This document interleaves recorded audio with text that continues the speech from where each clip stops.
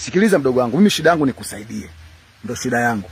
Ukisema uondoke huyo, anakutafuna hapo hapo. Umeona kichwa alivyokuelekezea hicho? Hicho kichwa amekuelekezea kwenye mguu wako. Ni kwa sababu tu, haya sema ukweli wako. Hizo ndizo umezipata wapi? Nisameni, nimezipata hapo hivyo.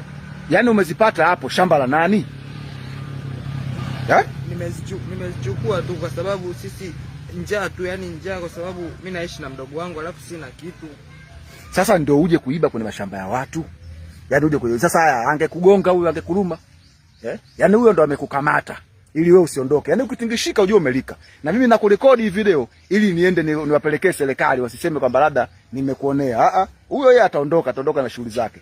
Lakini sasa je, ndio angekuja mtu mwingine?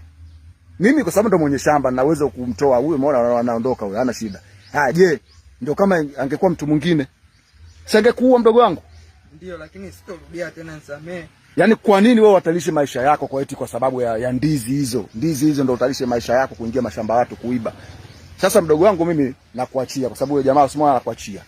Anaondoka. Lakini usije ukarudia. Tulia hivyo hivyo. Tulia hivyo hivyo, muache aondoke.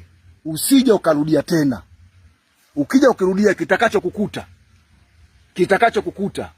Tulia hivyo hivyo, ukihangaika atakuula wewe, atageuka watarudi. Tulia hivyo hivyo. Usije ukaingia tena mashamba ya watu. Mashamba ya watu wengine ya watu hawaingii.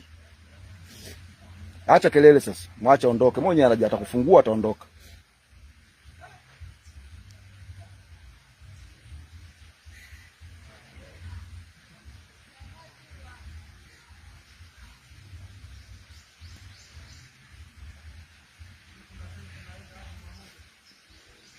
Shusha huo mzigo hapo chini. Uondoke zako.